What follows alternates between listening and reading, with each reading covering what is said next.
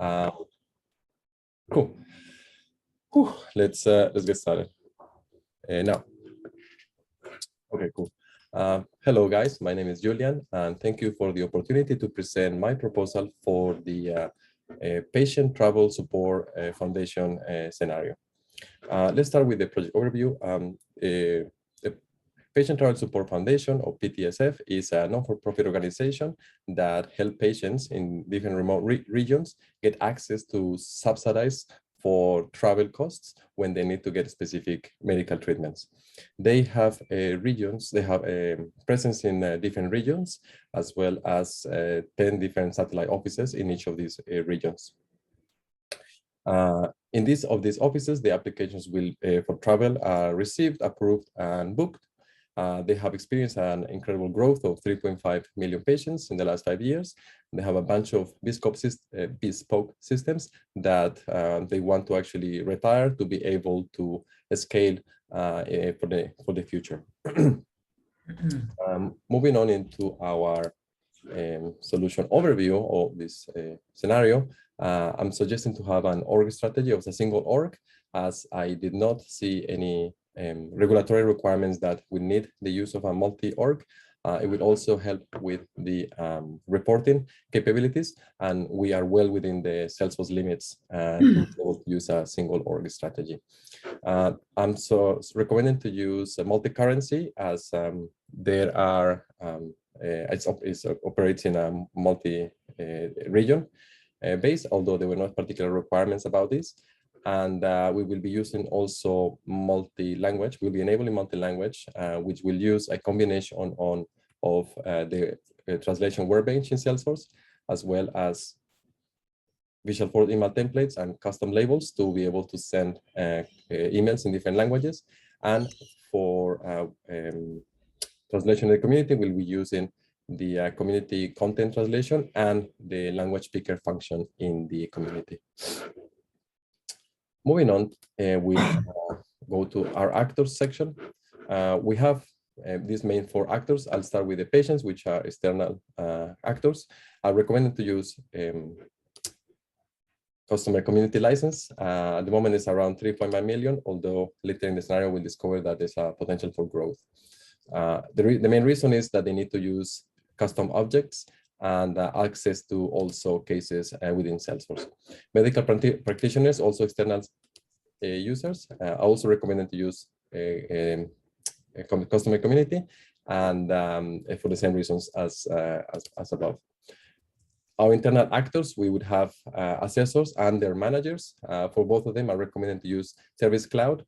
The main reason for that is that we can use the digital engagement licenses, as well as Service Console, to leverage the Service Cloud, and the managers just adding them the same license, so they can, in case of escalations, they can also work on the same cases.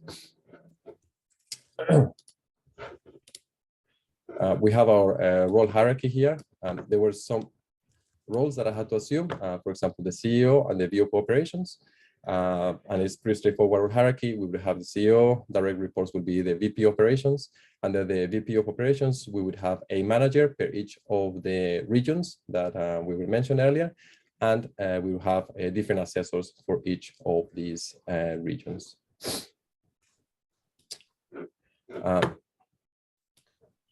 In terms of our system landscape, we have Salesforce at the center of it. We'll be leveraging, is this visible, by the way, guys? Yeah, just about. Okay. At the center of our system landscape, we have Salesforce. We'll be leveraging the Service Cloud, the digital engagement for chat purposes. We also be leveraging the Customer Experience Cloud to be able to communicate, to interact with our customers and medical, not customers, yes, our patients and our medical practitioners. We'll be leveraging Connected App, which will be used to set security and to allow external applications to communicate to Salesforce. We'll be using the Salesforce knowledge as well. There will be a website, that's an existing website, where our chat function will exist. We will also be leveraging the social sign-on via OpenID Connect protocol, so that users can log in through Facebook. That also will need a configuration of an authenticator provider and a registration handler within Salesforce. We'll be leveraging my domain to enable single sign-on into Salesforce. We'll be using ADFS as an identity provider, and we'll have active directories for each of the regions locally. They will connect through SAML SSO. We will also have an integration layer, which consists of an ETL and an ESB tools. For the ETL, I recommend to use Informatica, or for an ESB, I recommend to use MuleSoft. The ESB will be used predominantly to orchestrate and route data and their processes, and also for error handling between the integrations. We also will be leveraging the use of a data warehouse. I recommend to use Amazon Redshift, and I will get to more on the details on that later. There is also the usage of a Google Maps API. This is to validate addresses, and we have the current TAM system, which is the Travel Application Management Systems. These systems will be decommissioned, and that's why they have a arrow to the ATL, where they will be a data migration for them. I'll discuss that more in detail later. Also, we have a HIC system, which is a health insurance checker system, which is a global system that needs to be it will be used for certain integrations. Moving on to our data model, we have Salesforce at we have account and contacts at the heart of it.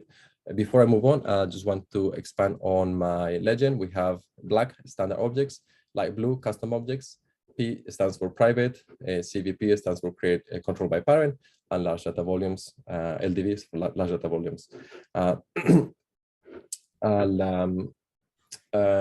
Okay, I apply the principle of the least privilege access, which means that the users will have the least amount of access into the data model to be able to perform their business processes. That means that a lot of these objects will be as private, and the privileges will be expanded using a standard Salesforce functionality. At the heart of our data model, we have an account and contact. We will be leveraging person accounts as well. We have 3 different record types. Sorry, it's not very legible, but it's patients, insurance provider, and medical practitioners as our record types. We'll be also using some of the standard service cloud objects as case per article and article around here. We will be using this custom object called subsidy application, which will be used to store applications created by the patients. This is a junction object between the subsidy application and the product. I need to clarify, the product will be used to store the treatments that are available for each of the patients. There's around 500 of them. As I was mentioning, there's a junction object between the product and the subsidy application. That's to capture what treatments go with each application. There's also a junction object between the product and the account, and it's to capture the treatment registration. And this is to capture which medical practitioners are associated with which treatment that they can provide. We have another different junction object between accounts and subsidy application, which is to capture the medical history that each of the patients has been input in each of the subsidy applications. We have another object called medical assessment, which is an object created for the specific medical practitioners to input their assessment, and is linked towards the subsidy application, and it has a couple of lookups to the account. One of them will go to the patient, and the other one will go to the medical practitioner. And also we'll be leveraging an object for storing specific medical forms. Okay, so what I'm going to do now is I'm going to run through all the different requirements, and I will be calling out how each of the requirements will be fulfilled using the Salesforce platform. Let's start with our patient onboarding process. So patients must be able to log in, create an account, use an email address and password, as well as Facebook. So I mentioned this already. We will be using a customer Experience Cloud, as well as authentication provider and registration handler and OpenID Connect in Salesforce. When on first login, patient must step through an onboarding wizard when they can input some specific personal information as well as the insurance. So in order to do this, there is we can leverage the standard login flows from Salesforce that once a user is logged in, they fire into they get displayed as a screen flow, and then we can configure them to capture these specific details. This data will be stored on the account in Salesforce. There's a need to pre-populate some of the personal profile data with attributes returned by the health insurance checker. So for that, I'll be leveraging an integration between Salesforce and the health insurance checker. It will be of a remote processing invocation, fire and forget. The way it will work is once the user is created, there will be a platform event that will be picked up by MuleSoft, and MuleSoft will get that information from the HIC system and update it back into Salesforce once they get a response. I'm assuming that the email address that is being added into the user when the user creates an account will be our unique identifier into the HIC system. PTSF would like to validate the physical address input by the patient. So I am suggesting to use another integration, which is from Salesforce to the Google Maps API. It will be of remote process invocation or request and reply. And the way this will work is we'll embed a LWC into the a component into the screen flow. Once the user is onboarding, the LWC will leverage, make a call out to the Google APIs to validate the address, and then it will return once it's validated. Next one is a patient cannot complete a subsidy until the onboarding process is completed. Again, this is standard functionality using our login flow that will just check the onboarding status on the account, the status on the account to be onboarded. So patients should receive a welcome email in the language of preference that explains the subsidy application.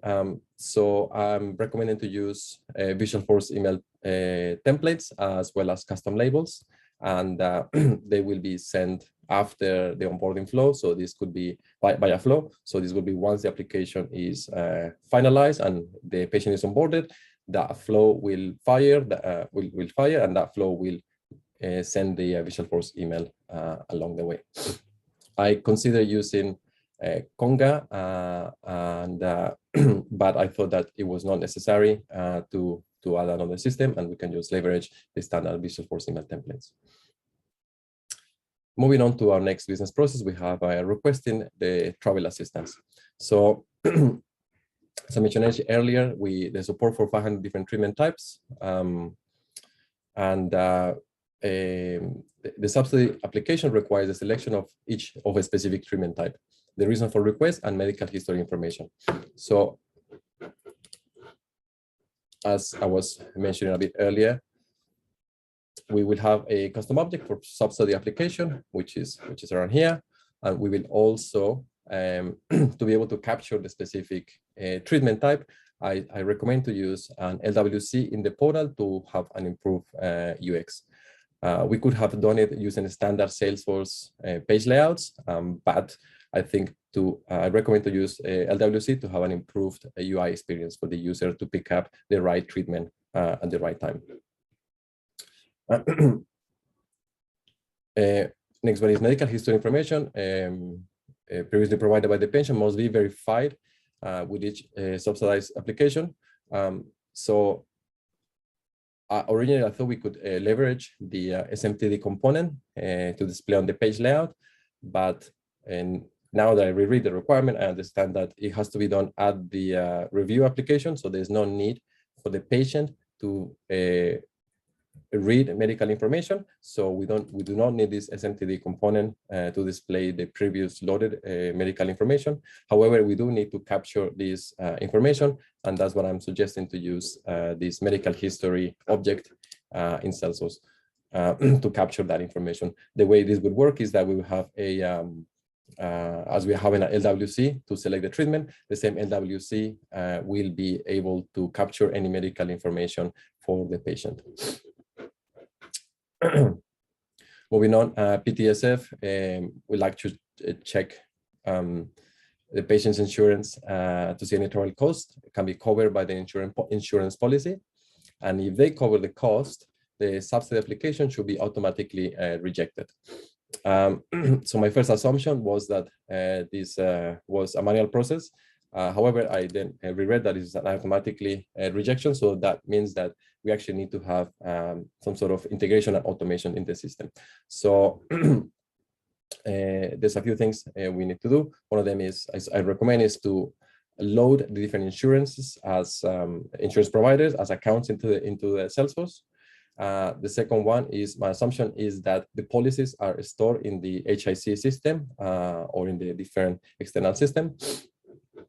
And to be able to solve for this automation, my recommendation is, I suppose alternative, but it's my actual recommendation now, is that integration needs to, the integration that we already is leveraging between Salesforce and the health insurance provider needs to be extended so that the specific policy is queried so that we can automatically reject or approve the if the costs are needed to be to automatically reject the application. Next requirement is, when a subsidy application is created, a medical practitioner for that treatment type should automatically be allocated. This allocation should happen based on the closest distance between the medical practitioner and the practice patient's office. So as I mentioned earlier, we have a custom object called treatment registration to join the treatments and the accounts. So a medical practitioner could provide different treatments, and a treatment can be associated to different medical practitioners. That's why we have that junction object. The next one is to be able to allocate the closest distance. I recommend to use an Apex trigger once the application is submitted by the patient, and I'm recommending to use the SOQL on the geolocation search using the distance function on the SOQL that would allow us to find the closest distance between two different addresses. With that result, we can associate the right medical practitioner with the right application, and it is all stored within that medical assessment object. I'm also allowing this requirement. Yep, sorry, I'll move on. Yes, this is here. The medical practitioner should be notified that an assessment of the patient is required and must accept the application within 3 business days if no response is given. Okay, let's just start in here, stop in here. In order to fulfill this, I'm recommending that the same trigger will send an email to the medical practitioner. My assumption is that we could have done this by we will allow the medical practitioners to log into the community as well. However, I thought that it will be better for them to have an email, as they might get more details into what the medical assessment is. Alternatively, we can solve this by creating them a charter notification in the community. But still, my recommendation is the trigger to send an email. The next one is application is to be approved within 3 days. And if no response is given or if it's declined, the system should reassign to another practitioner using the same logic. So this will be using a time-based workflow that after 3 days, if the application has been approved, it will fire, and it will call the same Apex logic that was written within the investigators, but in the Apex to reassign the application. Okay, next requirement is, if a patient or medical practitioner has any questions or problems, they want to be able to chat to one of the assessors. Also, they would like to understand, PTSF would like to understand if they can, how they can deflect support requests for common questions. So there's I'm recommending to use digital engagement, so we can enable the chat on the website as well as the service console for the assessors. And in order to deflect support requests, I recommend to use two things. One of them is I recommend to enable the knowledge in the community so that the patients and medical practitioners can find information for the more common FAQs. Also, I'm recommending to use the case deflection functionality, which allows us that when a case is being created, that it will suggest the specific responses based on what's been input into the cases. Moving on to the next requirement, we have patient assessment and subsidy approval. So currently, the medical practitioner, they download forms from the website, and they return them completed forms via email to the assessors. Most of them are completed electronically. Some of them are actually printed, filled out by hand and scanned, and it's a very manual process. And obviously, PTSF would like to improve this error-prone process. So making a few assumptions that there's not too many forms, and that we can actually move all these forms into the customer experience cloud for the medical practitioners. That will improve many parts of this process, as the data will not to be emailed by the medical practitioners, and we can include different record types and validation rules to ensure that we have the right data for each form. That will also allow the assessors to not having to type or manually enter any of these forms into the system. Okay, for each of these forms, we can leverage the standard page layouts on Salesforce and record types, as I mentioned, and validation rules, and that would be my recommendation. As I mentioned here, we have forms to be moved to Experience Cloud, and we have custom objects to associate medical forms with a specific medical assessment. I'm also assuming there will be only one form per medical assessment. If there's need for more than one form, we will need to have a junction object between the medical forms and the medical assessment.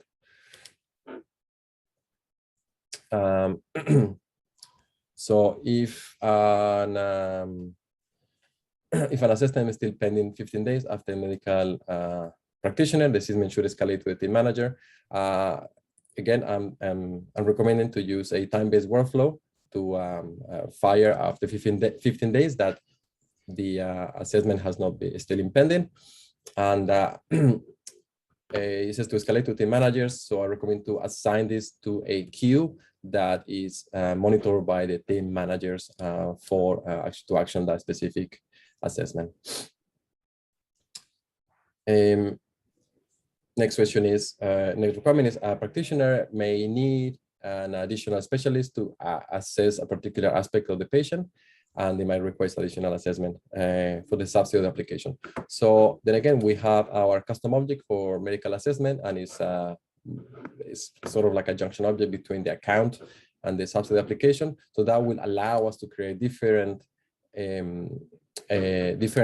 medical assessments for each of the subsidies, right? The way that this would work is that when there's a need for a specific an extra assessment, there will be a button in the assessment page in the community that once the button is created, it will create another assessment, medical assessment object in Salesforce, and it will also trigger the functionality to assign the closest medical practitioner, that is not the one as assigned, and then the whole process will start again. I think I put it in here a flow, but this is a mistake. That's what I correct in my solution now. Once a subsidy application is approved, the assessor will enter a subsidy amount granted. The system should help the assessor determine the appropriate subsidy amount given the distance to be traveled and the expected transportation types. So I'm suggesting to use an LWC component that will be displayed on the assessment page layout. And this component will have the logic to calculate and suggest what would be the specific subsidy amount given, depending on the values on the subsidy application. Moving on, we have some other requirements. One of them is we have a data requirement that PTSF has 5 million patients evenly across the regions, and expects a lot of growth in the next 5 years. Around 20% of total patients request subsidy on each year. So this would mean that with that 50% of growth in the next 5 years, in 5 years we have around 17 million records, which means that we are hitting the large data volumes for accounts. However, because we say we have around 20 million, on average 20 million people request a subsidy, so that's giving us around 3.4 million records subsidy per year. It's still still large data volumes in Salesforce, so I recommend 2 different strategies to mitigate this. The first strategy is to implement custom indexes and also skinny tables to be able to enhance the read operations into the system. And my second strategy is to go for an archive and purge data from the system and move it into a specific data warehouse, to our data warehouse. So the data will need to reside in Salesforce as long as it's necessary. In our case, it could be, it will be, it will need to be worked out with, obviously, with the legal department and the specific SMEs, but it could be something that 6 months after the application has been submitted for some historical reasons and reporting reasons, the application can be there. And then after that, it will be moved into our data warehousing where it could be retrieved on demand. All existing pensions, subsidy applications, and assessments should be migrated to the new system. So we'll be leveraging this is from the TAMS systems into the ATL. So we'll be leveraging the Informatica to allow us to standardize, cleanse, dedupe, enrich, and validate this information. The way this will work is we need to create a canonical of identifier to be able to migrate this data. In our case, the more likely scenario will be an email address, will be our identifier. And then what would happen is we would yes, we would, as I mentioned, we would have to standardize, cleanse, duplicate, enrich, and validate this data into the system, and then we will have to test the migration into the system in different ways and into the different systems. Sorry, just 1 second, just take a sip of water.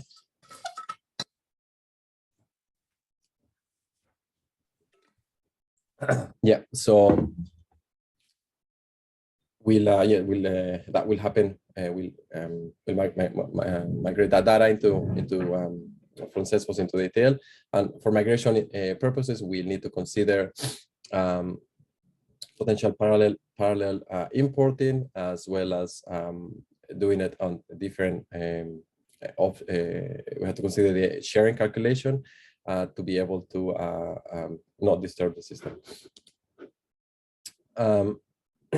All existing subsidy applications should be completed in the current system. On average, data and the application process is completed in 1 month. My suggestion is that everything that is not live or like an application process that will be moved into Salesforce, and then we can migrate the deltas, so that's the applications that are on board on flight at the end of their process in the system. This data could still be migrated into Salesforce, but it could be marked as in transit or not active yet, so that we can take into consideration that data needs to be updated once we move into Salesforce.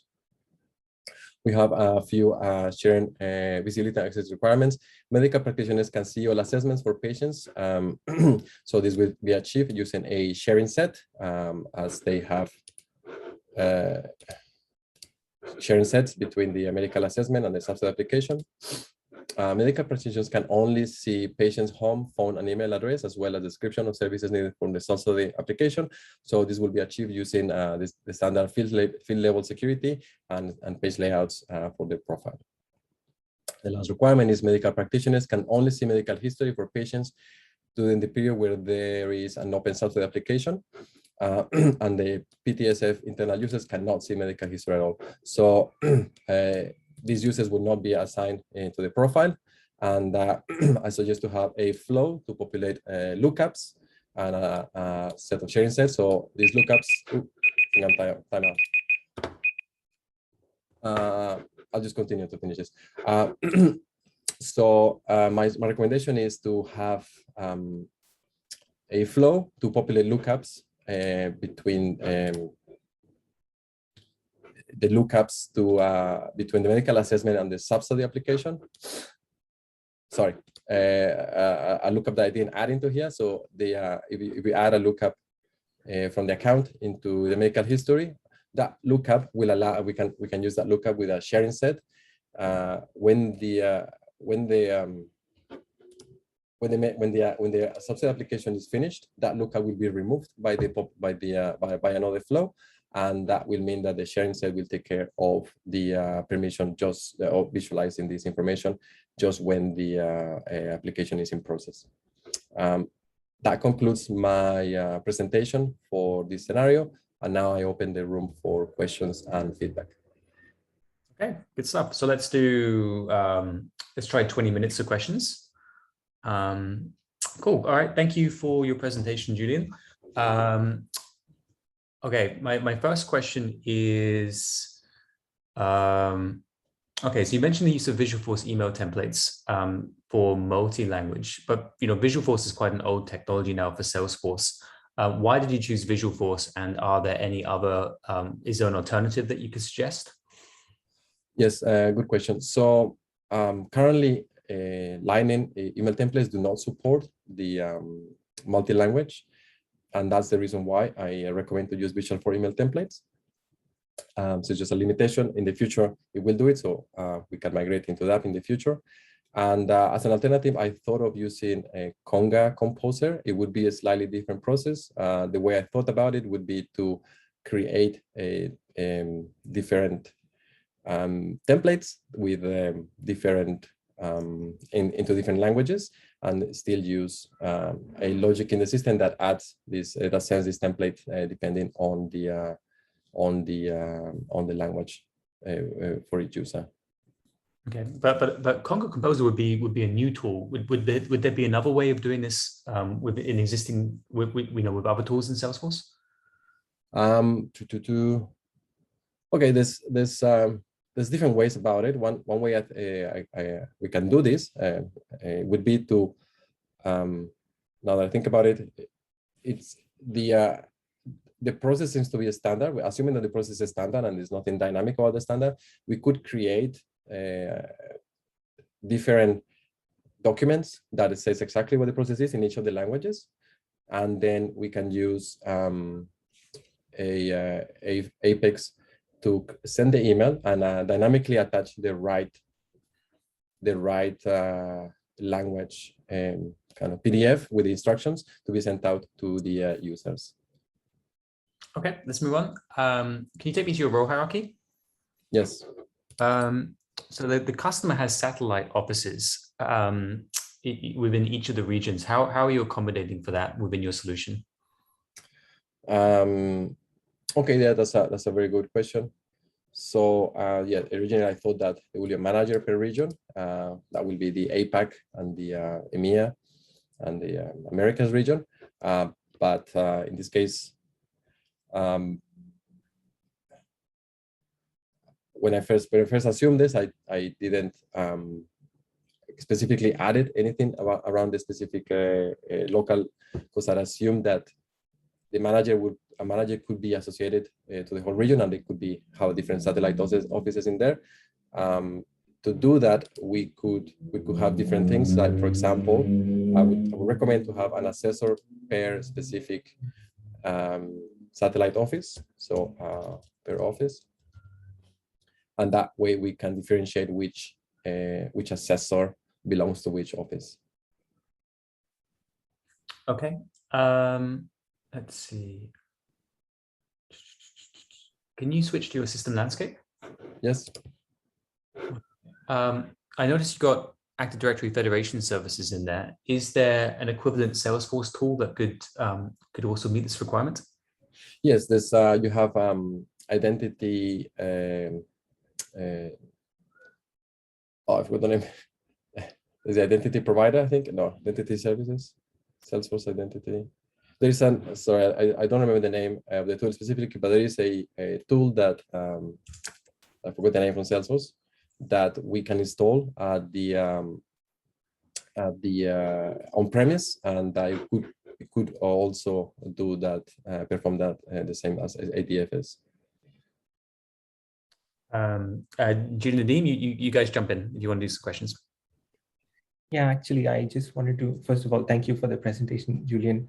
I wanted to just have a follow-up on the question that Chris had. So within the existing landscape, there is a requirement where different systems or different regions maintain their different Active Directories. So how would you solve for that use case and authenticate the users against their appropriate Active Directories when they sign in? Okay, that's a good question.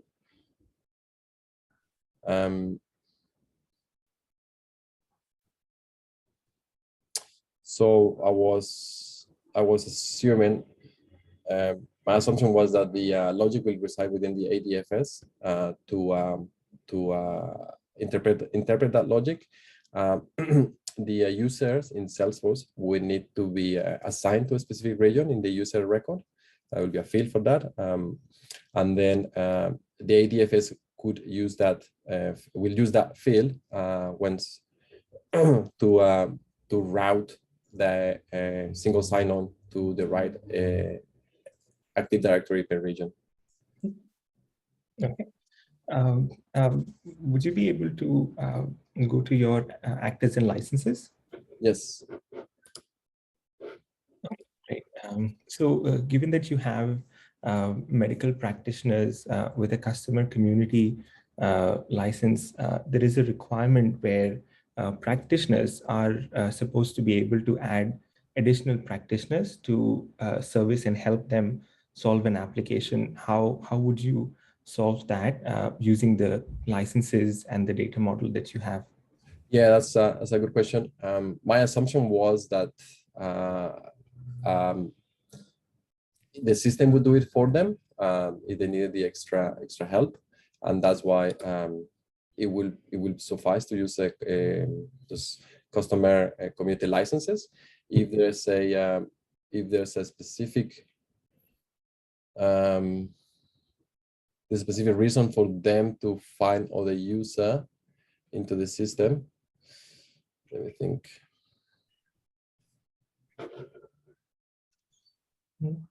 That's fine. We can move to one another follow-up that I had. So given that you already have assessors and managers with Service Cloud licenses, within the process of if I'm correct, yeah. So the patient assessment and subsidy application process, requirement number 2 and 3, would you be able to apply any standard out-of-the-box Service Cloud tools to support that requirement? Which requirement again? Sorry.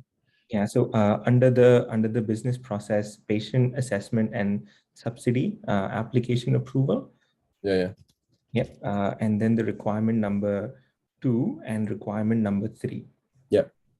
Would you reckon if there was an opportunity to use an out-of-the-box Service Cloud capability to solve for these 2 requirements, would you be able to use yes, that? I think I get you now. Yes, so there would be a way of doing this using standard Service Cloud, and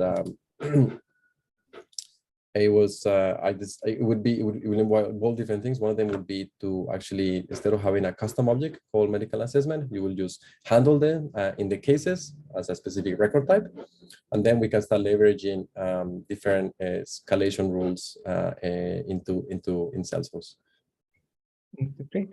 I think that's those are the questions for me. Kieran, Chris, back to you guys. Just as a follow-up to that, so if you were to use cases, then can you think of, how might you assign other medical practitioners to work on that same assessment?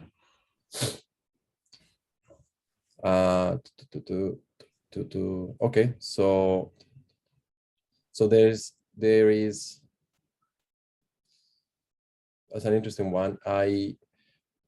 We could think about, first of all, we could think about using case assignment rules, but given the fact that we have to assign a okay, I get it now. So we could use case assignment rules, and then we can use the each treatment could be also modeled as a skill into the system. So then we can leverage the standard omni-channel configuration to allow the cases to be routed to the right medical assessment, to the right users. That's yeah.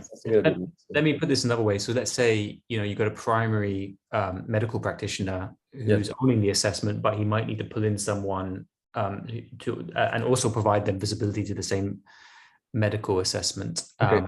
So how might you do that with considering that you're using cases?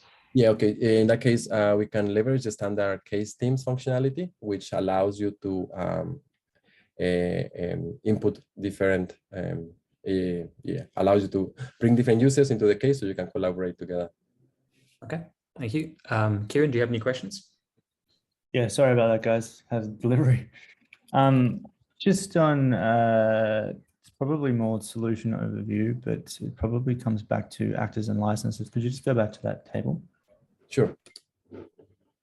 Query I had was just, what would be your way to solve for the issue where we may hit customer community user limits at some point in the future?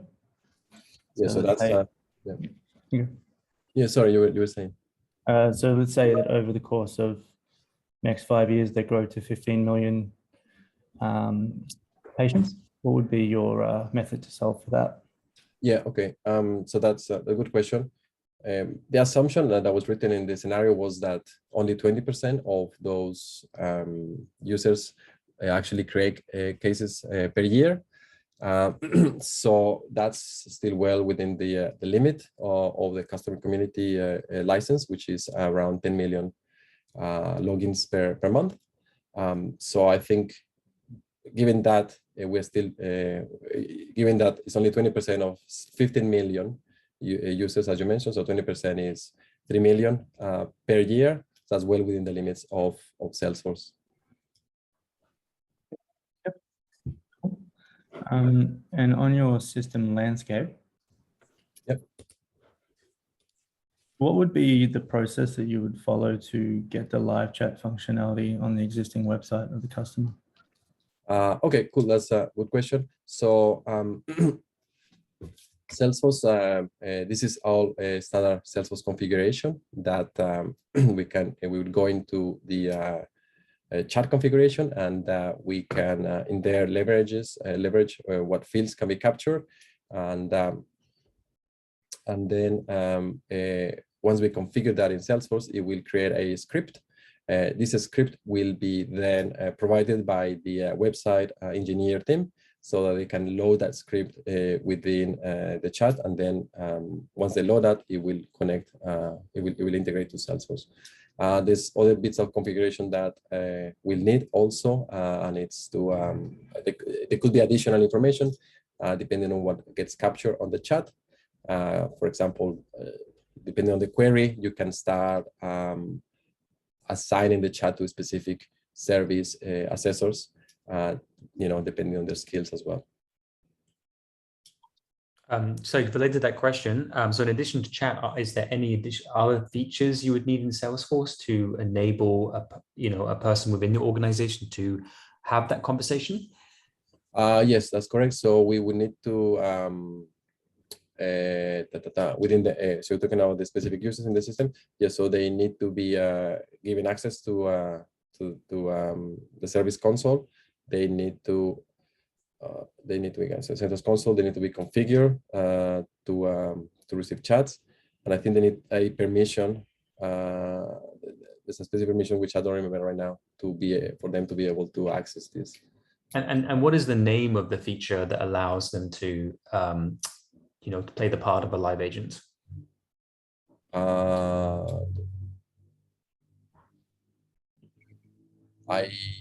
I don't know at the moment. Sorry, I need to look at read up on that. I don't remember. Okay. Any more for you, Julian? I'm sorry. Any more from you, Kieran? No, that's all from me. Okay. All right. So I noticed there was a few instances where you're using triggers. One of them was to allocate a medical practitioner. Is there a way that you could deliver this same functionality but using configuration or more configuration? So the reason I thought about using triggers is that, sorry, to answer your question, yes, you could use a flow that fires depending, I think the requirement is that when assessment is submitted, that it needs to assign a specific medical practitioner. So a flow could work on this as well. And the reason I use a trigger was because I thought it would be more complicated logic, but actually now that I think about it, the flow will suffice the requirement. However, I think you still need to use the flow. We need to invoke an apex to be able to use the SOQL to calculate the closest distance between the medical practitioner and the patient. Okay, thank you. And I've just got one last question for myself, which is when you're capturing a patient's details in the first instance, you've got an integration where you use the pattern fire and forget. Yep. Can you explain to me why you used fire and forget through the use of MuleSoft for this particular integration requirement? Yes. So there was the assumption was that there was a requirement that not requirement. There was a mention that the health insurance checker can take up to 15 seconds to return results, and even though we could still use a request and reply to perform this, my assumption that perhaps we're still within the limits of Apex, which is 2 minutes timeout when they do callouts, but I ended up choosing fire and forget as there's 2 different reasons. One of them is to allow this number to be actually a lot bigger if needed, right? In case HIC is having trouble at some point, then the fire and forget will make sure that Salesforce is firing that platform event. We also will orchestrate and continue retrying or manage the error handling if needed. That's the one thing.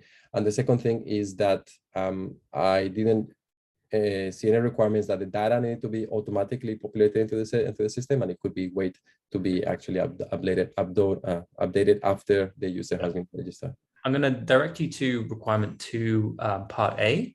Could you just read out that requirement for me and tell me if that changes your solution? Which one is it, sorry? Requirement 2A. 2A. Yes, PTSA would like to pre-populate personal profile data with attributes returned by the health insurance checker.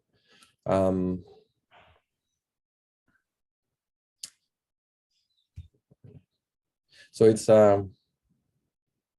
yes, that's a good question. By the way, my assumption was that once the person first logs in, they would have to input their email address as their identifier, and that's why I was thinking it's a fire and forget, fire and forget pattern, so that the data can be loaded into the system, and only once the user will start using the screen flow to log in, that data will be pre-populated into the system. I think rethinking this, it would change the flow slightly. It would mean that that data would need to be, it depends how we interpret this, but if you assume that that data needs to be there as part of the registration itself, we would need to do this for it to be a request and reply, so that when the person is onboarding, that data is it would work that the email is input, and then there could be a way to say pre-populate data, and then that data, the integration will take place, and then once that takes place, it will bring back the values that has found in HIC. That's all from me. Any last questions from yourself, Nadeem or Kieran? I just have one question. Given that we will be working with customers' email address, date of birth, first name, and maybe medical history, would you what government regulations would apply to the foundation, and how would you solve for that regulation? Yes, it's a very good question, Nadeem.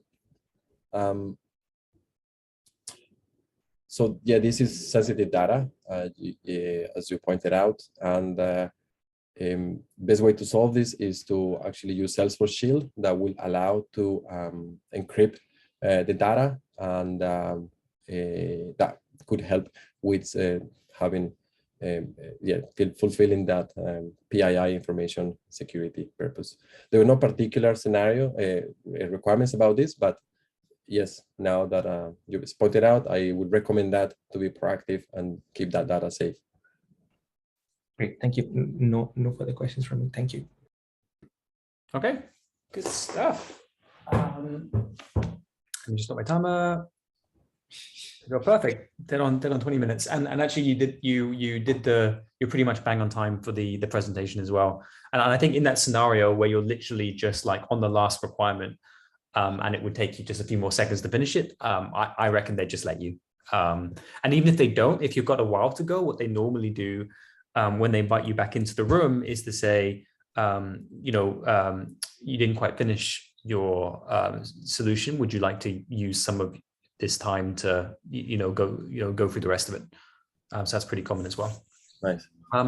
Hey, so look, I thought you did really well. I reckon if you did that on the day, I think you'd have a good shot of passing the pre-eval, because I think across the board, you got the most important parts of the solution. I think there's kind of some small tweaks that we kind of directed you towards questions, but I'd say your solution as a whole was good. So nice work. Let's see. You've really got the kind of the key parts in it. So let's just kind of go top down. Solution overview is fine. Good highlight, multi-currency, multi-language. Role hierarchy. Oops, sorry. Yeah. Like role hierarchy, just kind of good to do a call out of those satellite offices, and kind of how that might work within your role hierarchy. You could still make the assumption that you don't need to incorporate that into your role hierarchy, and you'd still have a region-based hierarchy. In fact, that would be simpler, and there's no requirements that stated that you did need to kind of break it down further than that. I was kind of just throwing you that question just to sort of cause a bit of trouble, to see how you kind of react with it, and to see whether you'd kind of back up your solution or kind of change it. Yeah. So be prepared. They might sometimes do that. Your solution might actually be right, but you might not have called out something, and so you might not have like basically backed it up given that information. Yeah. And so sometimes they can throw you those type of questions. Data model. Data model. Okay, so data model was good. The only thing that I think was missing there was like how you're using cases, but we kind of got to that with questions, which is like within the scenario, I felt like they were kind of prodding you to use cases for assessments, because they talked about escalation rules. They talked about, adding additional people to the assessment. Yeah. So I think that was kind of their way of suggesting, hey, maybe think of cases for this. Yeah. That was kind of what my question was on the chat the other day. When would you use one or the other, right? Standard object. Yeah, it's good timing for that question. And look, it's kind of fuzzy. But if they start to ask you about things like escalations, then start to think, ooh, could I use a case for this? Yeah. Same as kind of like, adding people, bringing people on. It's like, oh, could I use a Teams object for this? But other than that, that was good. For product, I didn't think would really be essential because you're not really selling anything. Yeah. So I reckon it probably would have been a simpler solution if you just used a pick list for this or something like that. Yeah. And look, I think, that is 500 records, 500 treatments. So picklist wouldn't be ideal. It's a lot. You know what? It really depends on kind of what other information you want to store. So if you're literally just storing the treatment, then a pick list would be fine. If you want to store additional information about it, then you need to use product or a custom object. Yeah. But I think global pick list limit is what, like 1,000 records? Is that right? Yeah. 1,000. So you could, so it's all about based on kind of like what other information are you going to be storing about that particular item. But other than that, I thought that was good. You've got the record volumes in there, good key, good highlight of articles as well. So I thought that was all good. System landscape. Yeah, look, this was very good. You could have potentially put in Identity Connect instead of ADFS. Yes, that was the name. But you've got all the other, from my point of view, at least, you've got all the other kind of key components in here. Let me just see if I had anything else. Nadeem, do you want to talk a little bit about Active Directory and kind of what you were thinking there? Yeah, so I would have thought of it in two ways. So one would be a risk where different users could exist in multiple Active Directories, which could cause some problems. So I would have probably proposed like a recommendation to clean up the Active Directory, align them, and then so Identity Connect supports multiple Active Directories out of the box, and it can then sync those Active Directories with Salesforce. Cool. Right. Okay. Yeah. I get you. Yeah. Let's see. Look, other than that, I thought this was good. Oh yeah. Okay. So the HIC was an interesting one. So we already kind of talked about that. I thought that was much more of a request and reply type operation instead of find and forget, because it was kind of part of the application and pre-filling it, but you might have just missed that with the time. Mm-hmm. Yeah. Look, I had no other comments here. I thought it was all good basically. Let's see. In terms of solution. For the Google Maps API, just maybe kind of mention kind of like, you know, what that experience would look like. Talk about, say, like type ahead search, for example. Yeah. So it's kind of more like an address capture and validation. Visualforce email templates, again, that's actually fine, or it could be fine. But I think because it's old technology, you want to kind of talk them through the alternatives. And there's kind of really only two key alternatives. You either use Visualforce email templates. The benefit is you have fewer templates. And you can use labels and translation workbench. Make sure you mention translation workbench. I'm not sure if you did mention that. Or the alternative is you use Lightning email templates, which are brand new on the roadmap, you know, being enriched with every release, but currently don't support multilingual. And so you'd have to create one email template per language. So make sure you kind of talk about the two options and then make a recommendation and say why. Yeah. I would have maybe, you could really go either way. I would have maybe tended towards kind of Lightning email templates and talked about, you know, on the assumption that there wouldn't be that many languages, not that many to maintain. You could also, you know, within the same flow that you send the email template, you just have a few extra branches, so it wouldn't add that much complexity. And then you're kind of on the roadmap, you're using current tool sets, you're not using legacy, but you could also get the marks of Visualforce. You just have to argue your point and show that you understand the differences. Yeah, for sure. Good highlight of SOQL geolocation.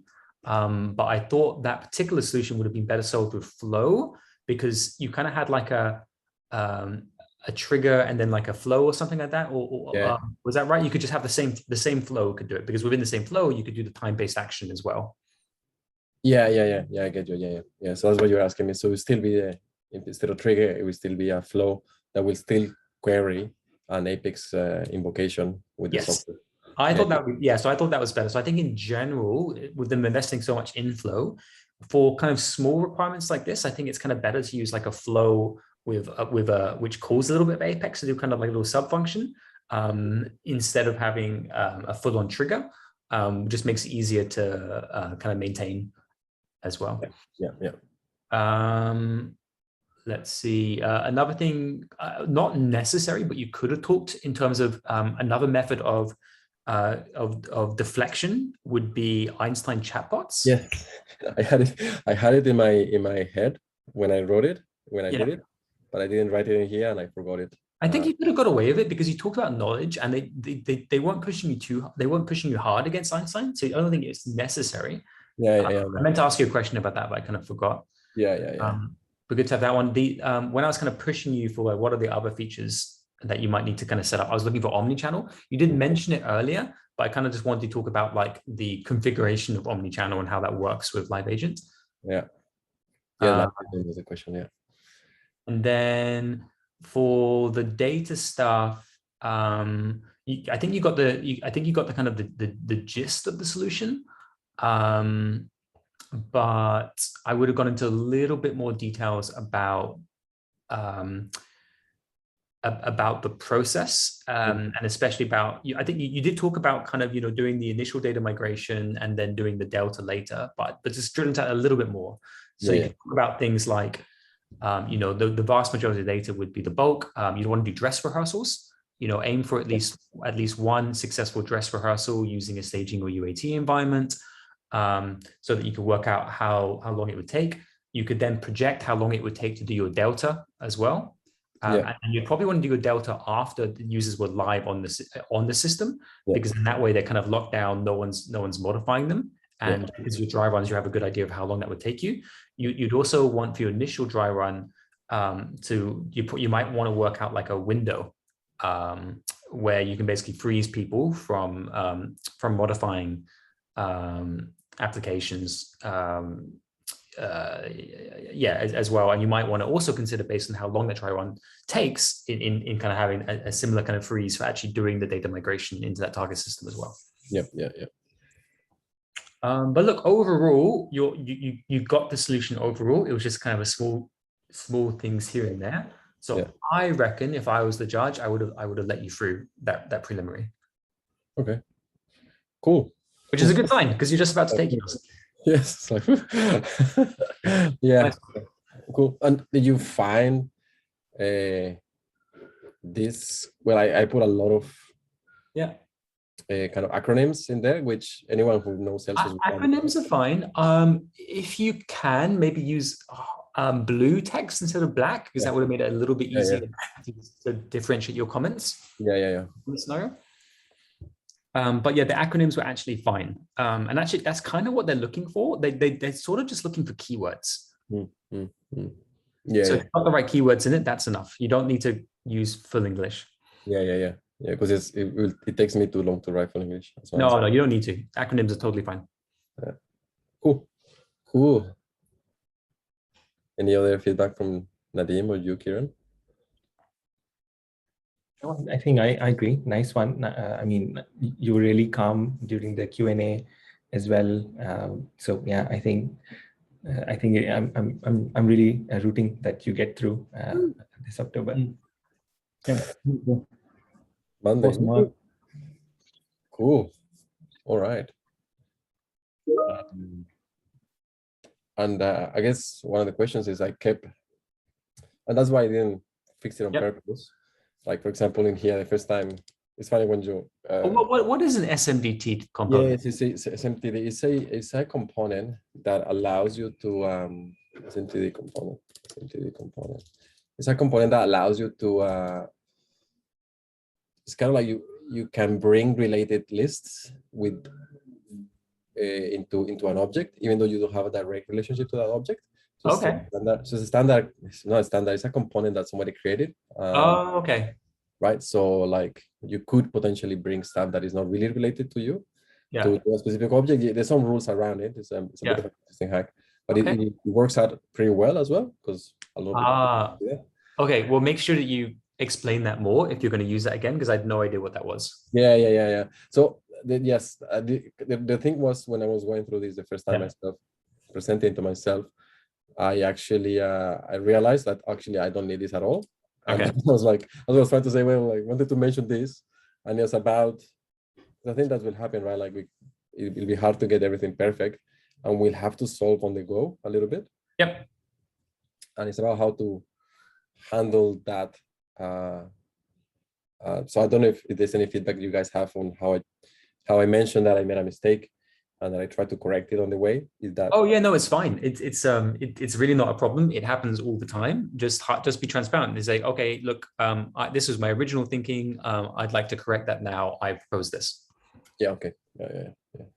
Yeah, not a problem at all. It's completely okay for you to change things as you go along if you realize that there's a better way of doing it. Yeah. Okay, cool. Yeah, because that's what happened. And sometimes, like, for example, in this one, the first time I just kind of just read here. And I was like, oh, sweet, you know, I'm assuming it's a manual process because of whatever. And then it says automatically, oh, okay, shoot, it's an integration then. So yeah, that's why I need to make sure that I do mention that. Yep. Cool. I'm going to stop the recording.